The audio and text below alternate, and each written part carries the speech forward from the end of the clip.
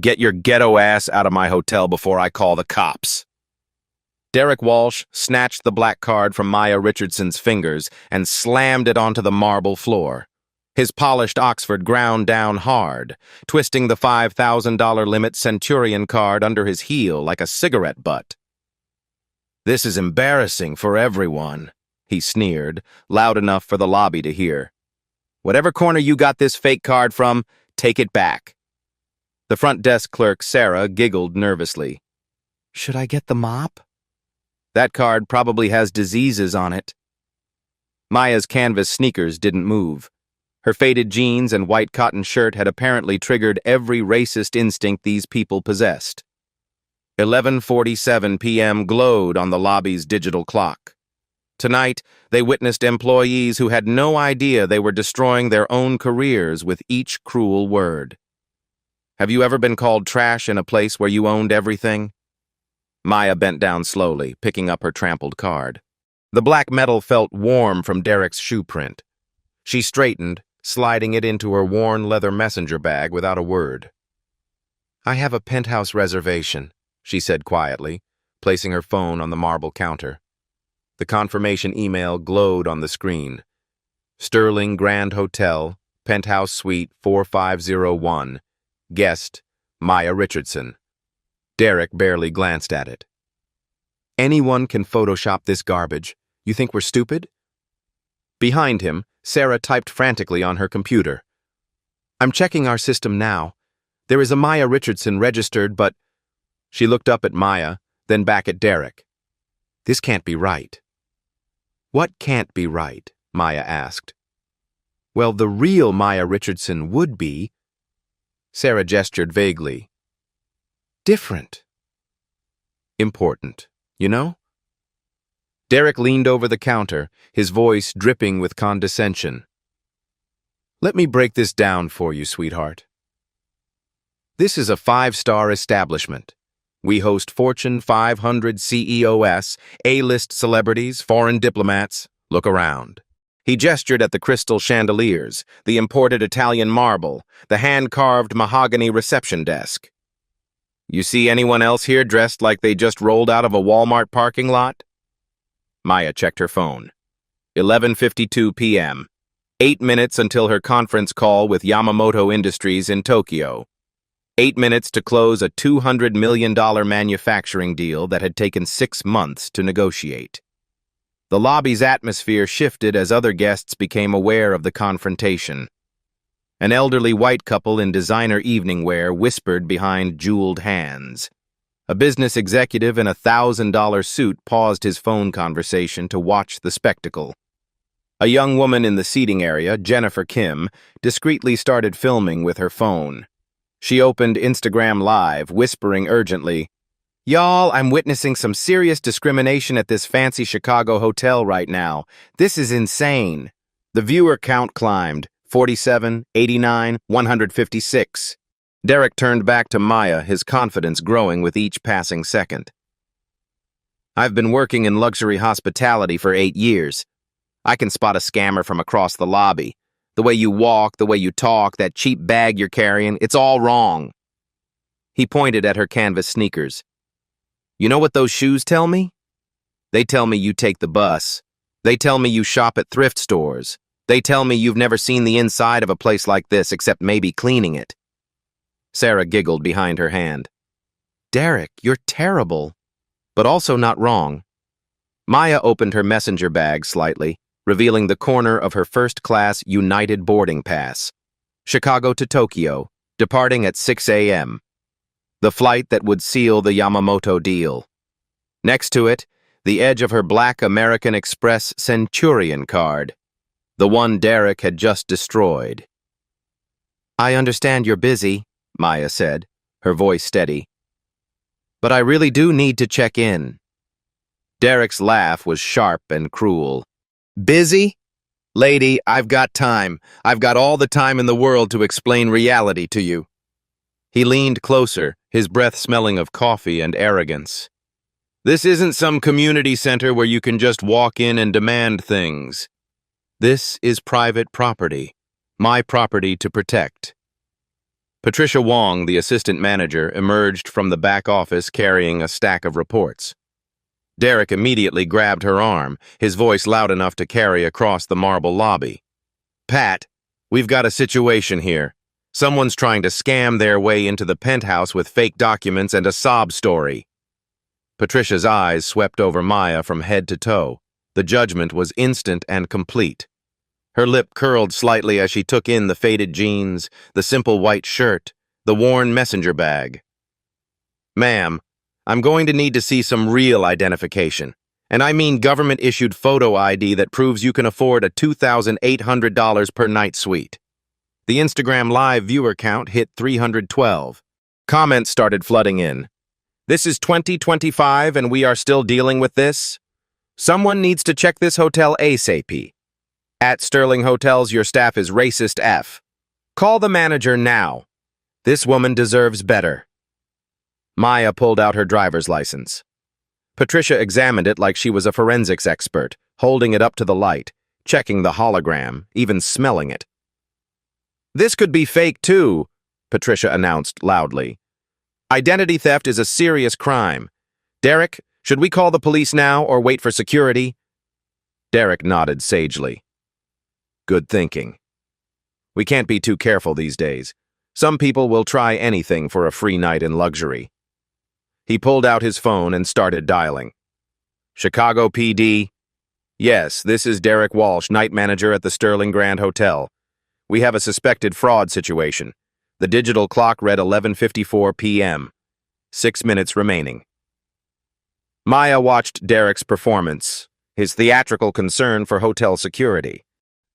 She noticed how he kept glancing at the other guests, making sure his authority was on full display. This wasn't just discrimination. This was entertainment for him. Sarah leaned over to Patricia. "Should I cancel the penthouse reservation? Open it up for someone who actually belongs here?" "Absolutely," Patricia replied. "No point holding a room for someone who clearly can't afford it." Maya's phone buzzed. A text from her assistant. "Yamamoto Industries calling in 6 minutes. Conference room reserved. Are you ready?" She looked up at Derek and Patricia, both standing with their arms crossed like sentries guarding a castle. Behind them, Sarah was already typing, presumably canceling her reservation. In the seating area, Jennifer's live stream had exploded to over 800 viewers. The comments were a mix of outrage and support, but the damage was spreading beyond this lobby. "I'm ready," Maya whispered to herself, checking the time once more. 5 minutes and counting. 11:55 p.m. Derek snapped his fingers toward the lobby's corner. "Marcus! We need you up here."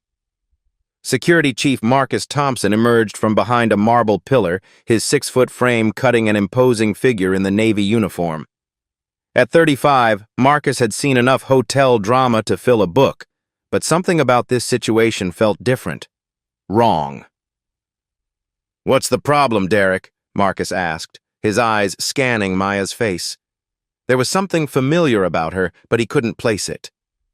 "We've got someone trying to scam their way into the penthouse," Derek explained, his voice carrying across the lobby like a town crier.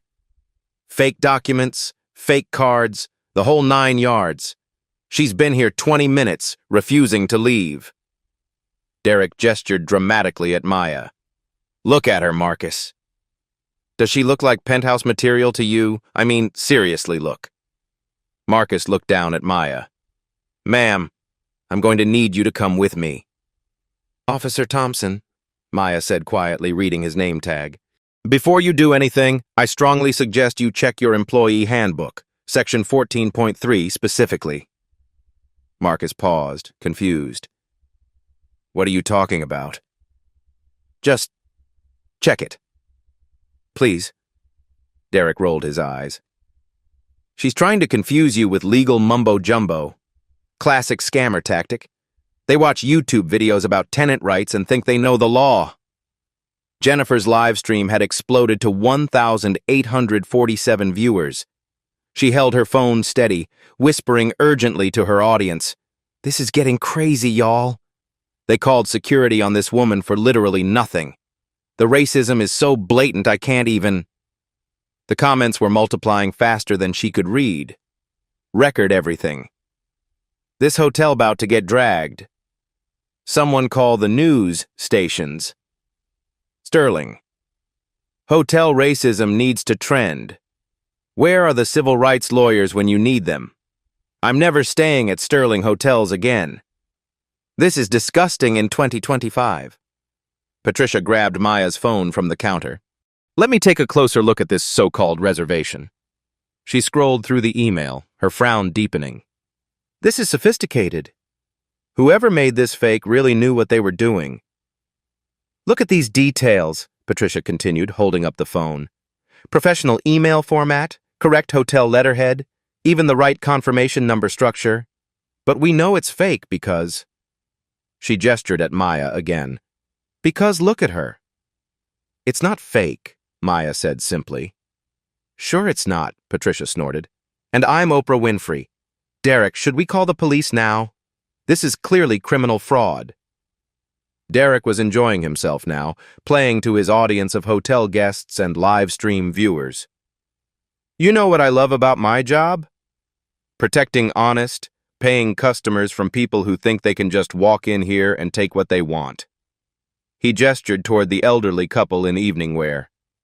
Mr. and Mrs. Henderson have been staying with us for 15 years. They pay $3,000 a night and never cause problems. They dress appropriately. They respect our establishment. Mrs. Henderson shifted uncomfortably in her seat, but her husband nodded approvingly. Derek continued his performance, his voice growing louder and more theatrical. But then you get people who think they can waltz in here with their fake documents and their attitude, demanding penthouse suites like they own the place, like they deserve something they clearly can't afford. He pointed at Maya's messenger bag. You see that bag? I've seen better luggage at a gas station. And those shoes? Those are work shoes, manual labor shoes, not penthouse shoes. Sarah giggled from behind the counter. Derek, you're so bad. But you're not wrong, though. Maybe she does own the place, called out a voice from across the lobby. Everyone turned. A young black man in a business suit was walking toward them, having just entered through the revolving doors. His briefcase bore the logo of a major consulting firm. Derek's face darkened. Excuse me, sir, but this is a private matter. Private matter? The man laughed, looking around at the crowd of onlookers and phones recording. Half of Chicago is watching this on Instagram Live right now. This is about as private as Times Square on New Year's Eve. Marcus stepped between them. Sir, I'm going to need you to... To what? Stand here in the lobby of a public hotel?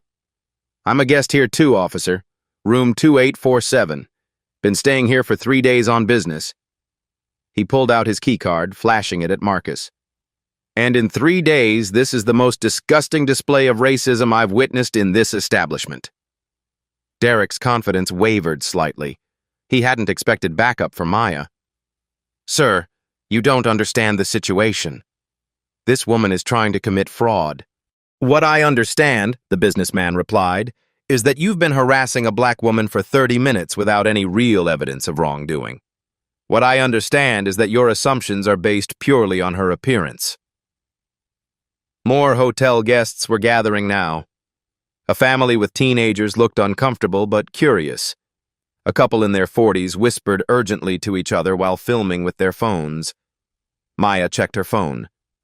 11:57 p.m. 3 minutes until Tokyo called. Patricia was still examining Maya's phone when her own device buzzed. She glanced at it and her face went pale. Derek, she whispered, we might have a problem. What kind of problem? I just got a text from corporate. They're asking about some kind of situation involving discrimination complaints. Derek waved dismissively. Probably routine. Don't worry about it. But Patricia's hands were shaking as she continued reading. No, Derek. This says they've been monitoring social media mentions of our hotel.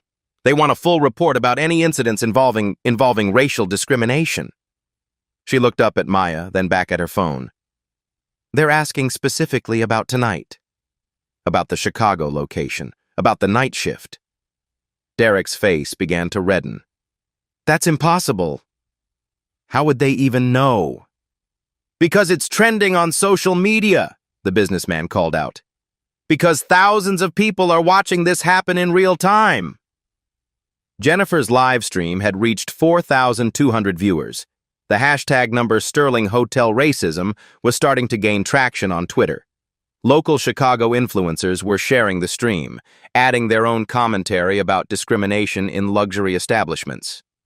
Marcus was reading something on his phone, too. His expression grew increasingly troubled.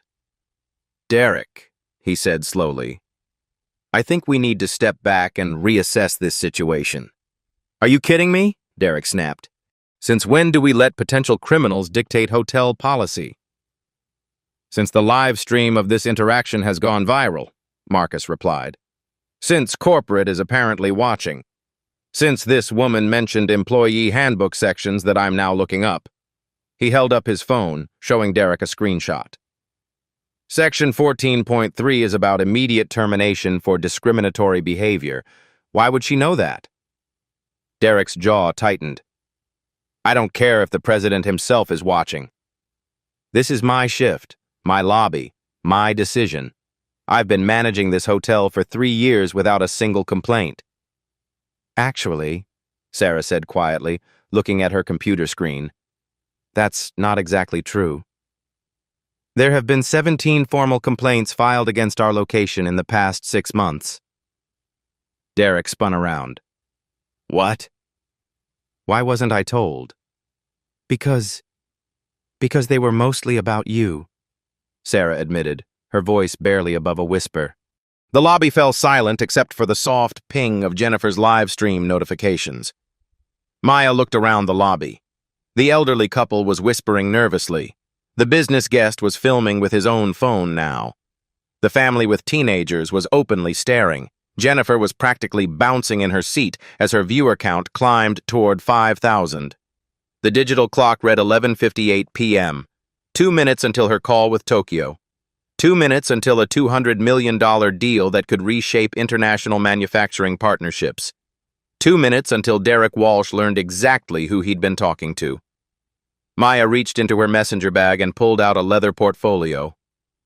Officer Thompson, she said quietly, that employee handbook section? You might want to read it out loud. Marcus pulled out his phone, scrolling to the employee handbook app. His voice carried across the silent lobby as he read aloud. Section 14.3. Any employee engaging in discriminatory behavior based on race, gender, religion, or perceived economic status faces immediate termination without severance pay, plus personal legal liability for damages to company reputation. Derek's face went ashen. Why are you reading that? Maya opened her leather portfolio slowly, like a magician preparing her final trick. She placed a single sheet of paper on the marble counter. The Sterling Hotel Group letterhead gleamed under the crystal chandeliers. Derek squinted at the document. What is this? Your quarterly performance report, Maya said softly. Revenue fell 23% this quarter. Guest satisfaction rating, 2.3 out of 5 stars. Staff turnover rate, 89% annually. She pointed to a specific line on the report. Average nightly occupancy, 67%. Industry standard for luxury hotels, 85%. Your department is failing every measurable metric. Patricia leaned over Derek's shoulder, her face draining of color as she read. How do you have this? These are confidential corporate documents. Maya reached into her portfolio again, retrieving her business card. She placed it next to the report. The black lettering was simple, elegant. Maya Richardson, Chief Executive Officer, Richardson Ventures. Derek stared at the card like it was written in hieroglyphics. I don't understand. Let me help you understand, Maya said, pulling out her iPad. She swiped to a specific screen and turned it around so everyone could see. The Sterling Hotel Group corporate website, leadership page. Her professional headshot smiled back at them from the screen. Same face, same woman, but wearing a tailored business suit instead of jeans and canvas sneakers. Maya Richardson, majority shareholder. Richardson Ventures acquired Sterling Hotel Group for $847 million, March 15, 2025. Ms. Richardson now controls 67% ownership stake in the luxury hotel chain. The silence in the lobby was deafening. You could hear the soft hum of the air conditioning, the distant tick of the antique grandfather clock, the barely audible pings from Jennifer's live stream. Then the lobby erupted. Jennifer's live stream chat exploded. Yo, she owns the hotel? No way, no way, no way. Derek is so fired. I am screaming. Plot twist of the century. This is better than Netflix. Somebody call the ambulance for Derek. Derek's legs buckled. He grabbed the marble counter to steady himself, his knuckles white against the dark stone. That's impossible. You can't be.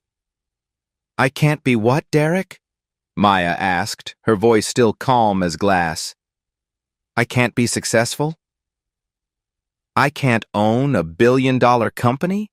I can't afford a penthouse suite in my own hotel? She gestured at her simple outfit. Or do you mean I can't look like this and still be your boss's boss's boss?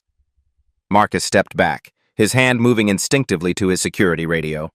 Not to call for backup, but because his training was screaming at him that he'd just witnessed a career-ending disaster.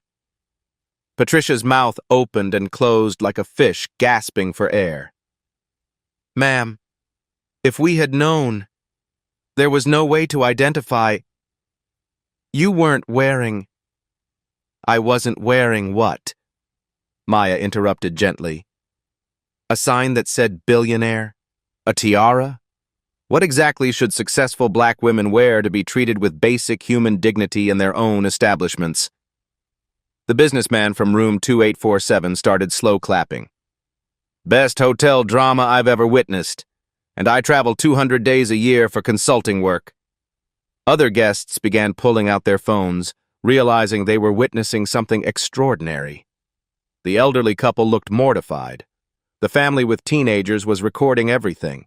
Sarah was frantically typing on her computer, pulling up Maya's actual reservation. Oh God, oh God, oh God, oh God, it's real. The penthouse reservation is real, and it's been paid for 6 months in advance. She looked up at Maya with tears in her eyes. The payment came from Richardson Ventures' corporate account. $16,800 for 6 nights. I should have checked more carefully. Derek's voice cracked like a teenager going through puberty. Ma'am, if you had just told us who you were— I did tell you who I was, Maya replied, her tone never rising above conversational level. I told you I was Maya Richardson with a confirmed reservation. You decided that wasn't enough based on my appearance. She pulled out another document from her portfolio.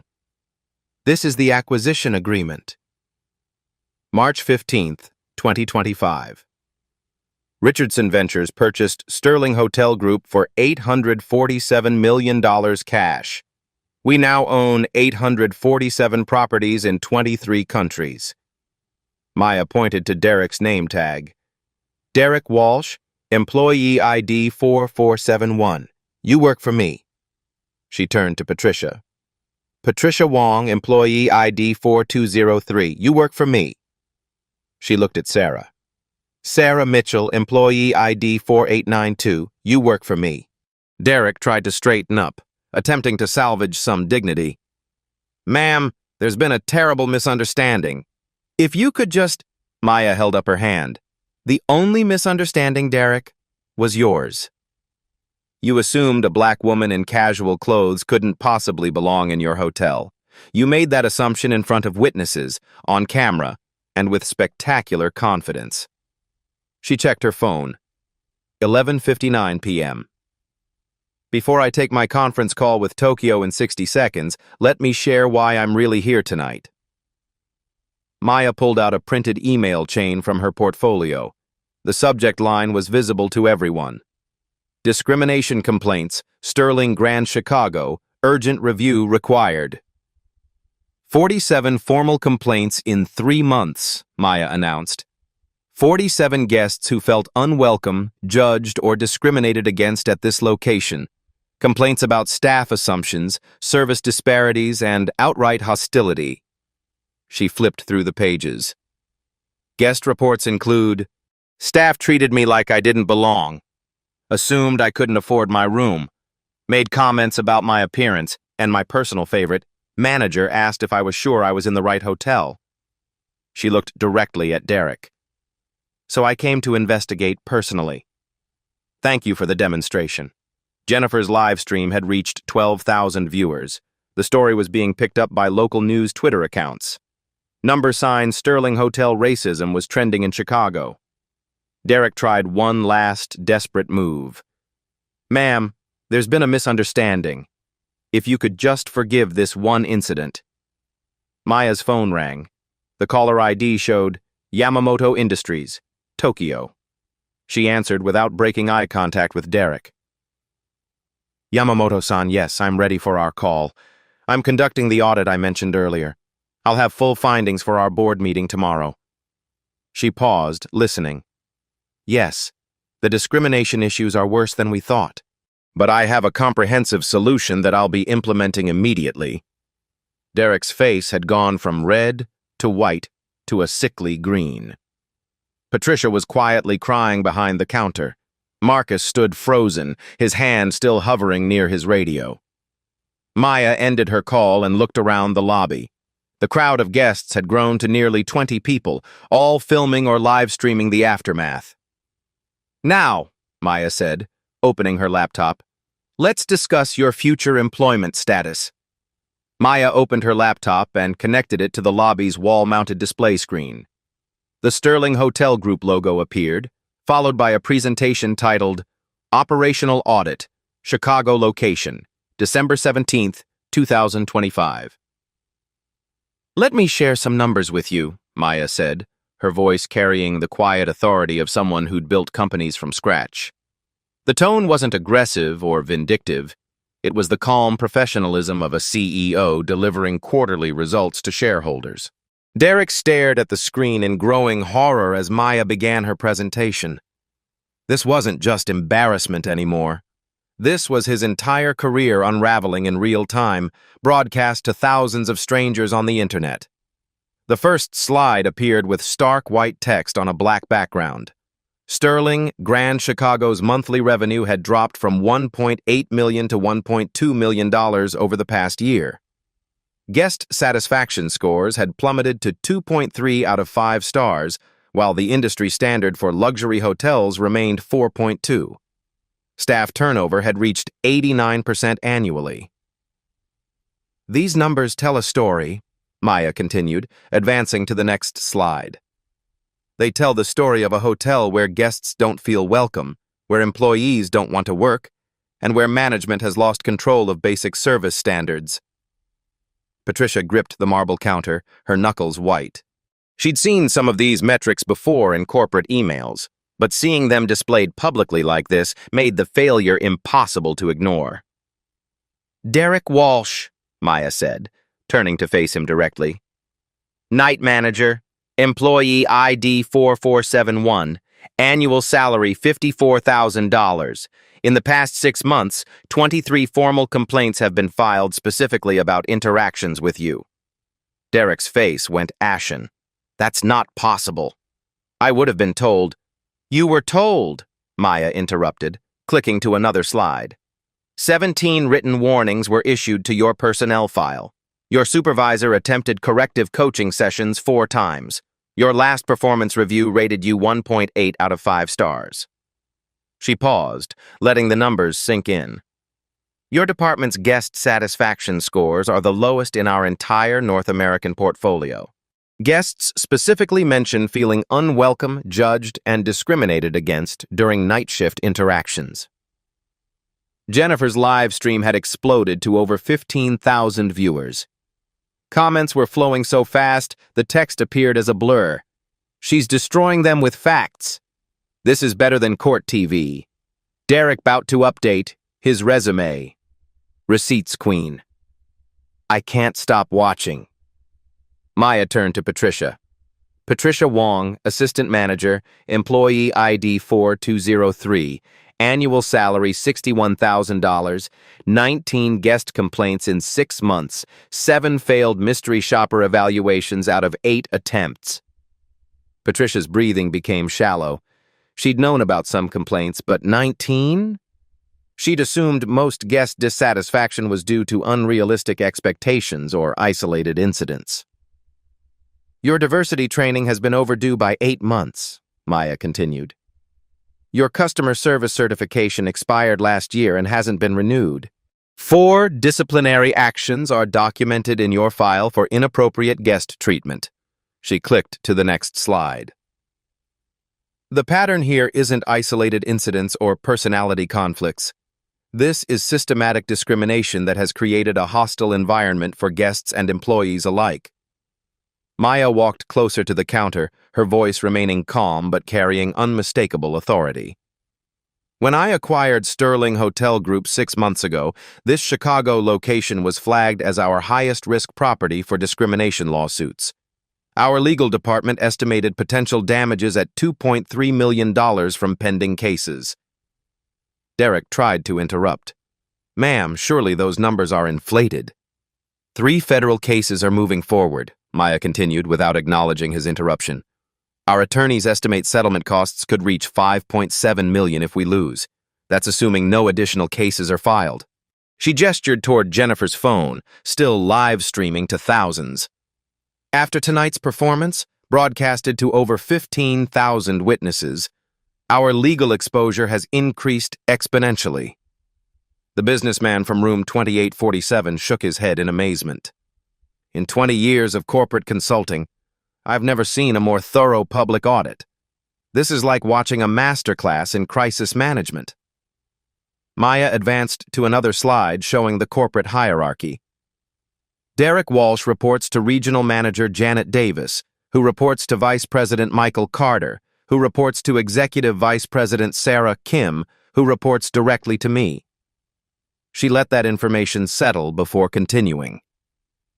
When you disrespected me tonight, you weren't just insulting a guest.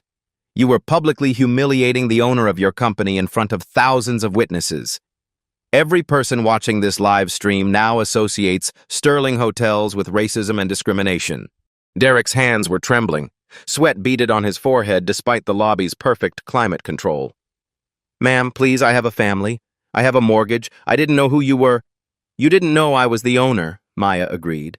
But you did know I was a human being who deserved basic respect. You made conscious choices about how to treat me based solely on my appearance and your own biases. She clicked to display the employee handbook section they'd discussed earlier. Section 14.3 is very clear about discriminatory behavior. Immediate termination without severance, plus personal legal liability for reputational damages. Maya closed her laptop and walked to the center of the lobby, positioning herself where everyone could see her clearly. The crystal chandeliers cast dramatic shadows, and for a moment, she looked less like a tired traveler and more like the Fortune 500 CEO she actually was. Derek Walsh, Patricia Wong, you have 3 choices, and I need your decisions immediately. She held up one finger. Choice 1. Immediate resignation. You leave quietly tonight. I provide neutral employment references that don't mention this incident. You keep whatever professional reputation you have left. 2 fingers. Choice 2. Termination for cause. This incident goes on your permanent employment record. No references from Sterling Hotels. Possible civil litigation for the brand damage you've caused. Future employers will see discrimination-related termination when they call for references. 3 fingers. Choice 3. Corporate investigation. Full human resources review that takes 3 to 6 months. Media attention. Legal depositions. Your names are permanently attached to this incident in public records and news articles. The lobby fell completely silent. Even Jennifer's live stream chat seemed to pause as viewers waited for the response. "You have 60 seconds to decide," Maya announced, checking her phone. "I have 3 more Sterling properties to visit tonight for similar audits, and I don't have time for extended deliberations." Derek's voice cracked when he finally spoke. "Ma'am, surely there's some middle ground. Some way to handle this privately. I've been with the company for 3 years. I've worked holidays, overtime, covered for other managers." Maya pulled out a thick folder from her portfolio. "Derek, this contains documentation of every complaint filed against you. Most guests didn't pursue their concerns because they didn't want the hassle of fighting a large corporation. They just took their business elsewhere and warned their friends about Sterling hotels." She opened the folder, revealing dozens of printed emails and complaint forms. Guest reports include comments like, "Staff treated me like I didn't belong. Manager assumed I couldn't afford my room. Made inappropriate comments about my appearance, and asked if I was sure I was in the right hotel." Patricia stepped forward, mascara streaking down her cheeks. "Ms. Richardson, I'm so sorry. I was following Derek's lead. I thought I was supporting my supervisor. I never meant for this to escalate." "Patricia, you're both adults who made conscious decisions," Maya replied firmly. "You chose to treat me with contempt and disrespect. The fact that I happen to own this company is irrelevant. You would have treated any black woman in casual clothes exactly the same way." Sarah's voice came from behind the counter, small and frightened. "What about me, ma'am? Am I being fired too?" Maya turned to study the young woman. "Sarah, you're 24 years old. You followed orders from your supervisors, but you also participated in humiliating a guest. You laughed when Derek made cruel comments. You suggested my credit card had diseases." Sarah's face crumpled. "I was just trying to fit in. I didn't want Derek to think I wasn't loyal to the team." "The question," Maya continued, "is whether you want to learn from this experience or repeat these mistakes throughout your career. Do you want to be the kind of person who treats others with dignity regardless of their appearance? Or do you want to be someone who judges people based on stereotypes?" Marcus stepped forward, his security uniform crisp despite the late hour. "Ma'am, what about my role in this? I was called to escort you from the premises." Maya nodded approvingly. "Marcus, you questioned the situation immediately. You suggested checking employee policies. You showed reluctance to act purely on assumptions and appearances. You demonstrated the critical thinking that your colleagues lacked." She paused, looking around the lobby at the crowd of guests still filming and watching. "Marcus, you have a choice too. You can help me rebuild this hotel's culture, or you can find employment elsewhere. But your choice involves becoming part of the solution." The digital clock read 12:03 a.m. "Time is up," Maya announced with the finality of a judge delivering a verdict. "Derek Walsh, what is your decision?" Derek's voice came out as barely a whisper. "I choose to resign." His hands shook as he pulled his name badge from his jacket and placed it on the marble counter. The small piece of plastic and metal seemed to echo in the silent lobby. Maya nodded once. "Patricia Wong, your decision?" "Resignation," Patricia choked out, her mascara-streaked face crumpling as she removed her own badge. "I'm so sorry. I'm so incredibly sorry." "Your apologies are noted," Maya replied without emotion. "Sarah Mitchell, what's your choice?" Sarah wiped her nose with the back of her hand. "I want to learn, ma'am. I want to do better. I don't want to be the kind of person I was tonight." Maya studied the young woman carefully. "Learning requires acknowledging what you did wrong. Can you do that?" "I participated in humiliating you," Sarah said, her voice gaining strength. "I made assumptions about you based on your clothes and your race. I laughed when I should have spoken up. I was cruel because I thought it would make me fit in with my coworkers." "That's honest," Maya acknowledged. Marcus Thompson, what's your decision? Marcus straightened to his full height. I want to help you fix this place, ma'am. What happened tonight should never happen to anyone, anywhere, ever again. Maya smiled for the first time since entering the hotel. It transformed her entire face, revealing the warmth that had been hidden beneath layers of exhaustion and professional composure. Then let's get to work, she said, opening her laptop again. Derek and Patricia gathered their personal belongings from behind the counter, moving like sleepwalkers through a nightmare. Other staff members would discover their terminations through corporate emails in the morning, but for now, they simply faded into the Chicago night. Maya projected a new presentation titled Immediate Reform Implementation, Sterling Grand Chicago. Sarah, Marcus, you're about to participate in the most comprehensive hospitality reform program in our company's history. What you learn here will be rolled out to all 847 Sterling properties worldwide. Jennifer's live stream had reached 22,000 viewers. Local news stations were calling the hotel, requesting interviews. The hashtag number Sterling Hotel Reform was trending alongside the original number Sterling Hotel Racism. First, Maya announced, staffing changes effective immediately. She pulled out her phone and dialed. Janet Davis? This is Maya Richardson. Yes, I know it's after midnight. I'm at the Chicago location and we have a situation that requires immediate intervention. Maya put the call on speaker so everyone could hear. Janet, I need you to temporarily reassign Keisha Williams from our Boston location to manage Chicago starting tomorrow morning. Full authority to implement new protocols. Keisha Williams? The voice on the phone responded.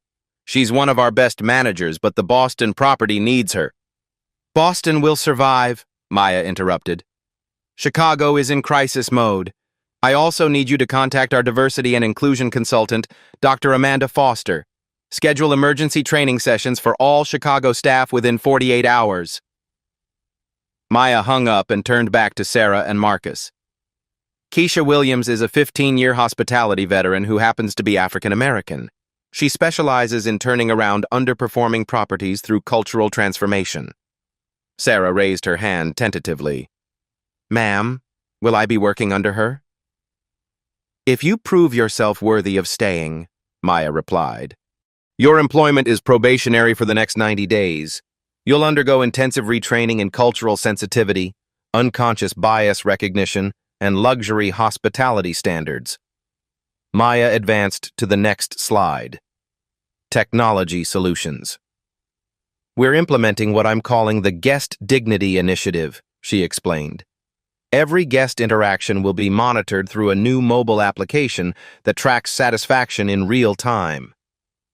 She showed them a prototype on her phone. Guests can report discrimination instantly through QR codes posted throughout the hotel. Reports go directly to corporate leadership, bypassing local management entirely. Marcus leaned forward with interest. That's brilliant. No way for local staff to hide problems or retaliate against complainants. Exactly, Maya confirmed. We're also installing new security cameras with audio recording in all public spaces, not to spy on employees, but to protect both guests and staff from false accusations. She clicked another slide. Staff accountability measures. Every employee will complete monthly unconscious bias training. Guest satisfaction scores will be tied directly to performance reviews and salary increases. Discrimination complaints will trigger immediate investigation by external consultants. Maya paused her presentation and looked directly at the guests who were still watching from the lobby seating area. To everyone who witnessed tonight's events, I want you to know that this is not representative of Sterling Hotel Group's values or standards. The businessman from room 2847 stood up. Ma'am, I've stayed at Sterling Properties for years. This is the first time I've seen anything like this, but I'm impressed by your immediate response. An elderly woman in a silk evening dress spoke up. I feel terrible that we just sat here and watched. We should have said something. Maya nodded thoughtfully. Part of our new Guest Dignity initiative includes bystander intervention training for staff and guests. We'll provide resources for people who witness discrimination, helping them understand how to safely intervene or report incidents. She returned to her presentation. Community accountability. Sterling Grand Chicago will partner with local civil rights organizations to establish an external oversight board. Community leaders will conduct quarterly reviews of our practices and policies. Maya pulled out a business card and handed it to Jennifer, who was still live streaming. This is Dr. Patricia Henderson from the Chicago Urban League. She'll be our community liaison, ensuring that our reforms have real accountability beyond corporate promises. Jennifer looked at the card and then back at Maya. Can I ask you something on camera? Of course. How do you not hate them? How do you stay so calm after being treated like that? Maya considered the question carefully. Hatred is exhausting. Revenge is temporary, but systematic change, that's permanent. I'd rather spend my energy ensuring no one else experiences what I experienced tonight. She gestured towards Sarah and Marcus. These two chose to learn and grow. Derek and Patricia chose to leave. Both responses tell me our reforms are necessary and possible. Maya checked her phone. It's now 12:15 a.m. Sarah, your shift officially ended 15 minutes ago, but I'd like you to stay for another hour to begin your retraining process. Yes, ma'am, Sarah replied immediately. Marcus, I need you to escort Derek and Patricia from the premises and ensure they return their keycards and access badges. Then we'll discuss your new role in guest relations. Marcus nodded.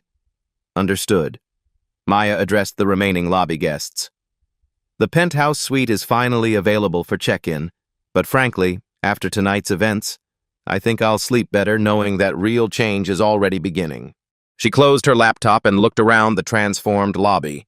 The same crystal chandeliers hung overhead, the same marble floors reflected the light, but everything felt different now. Sarah, Maya said, tell me about the Guest Dignity initiative we just outlined. What does it mean to you? Sarah straightened her shoulders. It means that every guest who walks through these doors deserves respect regardless of what they look like or how much money we think they have. It means that our job is to make people feel welcome, not to judge them. And if you see another employee treating a guest poorly, I will report it immediately. I don't laugh along or stay silent. I have a responsibility to protect our guests and our hotel's reputation. Maya smiled again. That's exactly right. Marcus, what's your understanding of your new role? I'm not just security anymore, Marcus replied. I'm guest advocacy. My job is to ensure that everyone feels safe and respected in this hotel and to intervene when they don't. Maya nodded approvingly. Excellent. Both of you just demonstrated more leadership than Derek and Patricia showed in their combined years of employment. Jennifer lowered her phone for the first time in over an hour. Ms. Richardson, can I just say that watching you handle this situation has been incredible? You could have destroyed those people, but instead you gave them choices. You could have screamed and threatened lawsuits, but instead you implemented solutions.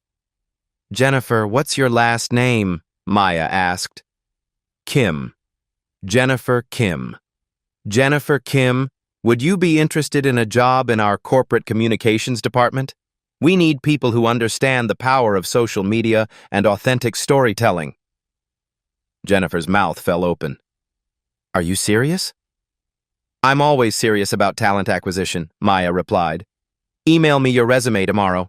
The lobby had transformed from a site of discrimination into a classroom for change. The same physical space now hummed with possibility instead of hostility. Maya finally headed toward the elevators, her worn messenger bag slung over her shoulder. Sarah, Marcus, I'll see you both tomorrow morning at 8 a.m. for your first reform training session. Get some rest. Tomorrow we begin rebuilding this hotel's soul. As the elevator doors closed, Maya allowed herself a moment of satisfaction. The penthouse suite was waiting, but more importantly, real change was beginning.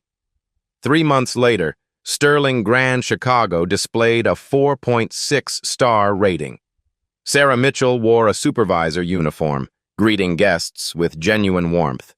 Marcus Thompson had become guest relations manager. Revenue increased 34%. Maya stood where Derek had crushed her credit card. A small plaque now read, "In recognition of the dignity owed to every guest." The Guest Dignity Initiative had spread to all Sterling properties worldwide. Zero discrimination complaints. The reforms became a Harvard Business School case study. Maya pulled out her phone, recording a final message. Discrimination still happens daily in hotels, restaurants, and stores across America. But change is possible when people choose accountability over defensiveness. She looked directly into the camera. Share your discrimination experiences in the comments. Tag businesses that need reform. Subscribe to Black Tales Stories for more transformation victories. Remember, your voice matters. Your story matters. Your dignity is non-negotiable. The Sterling transformation proved systematic change was possible, one courageous choice at a time.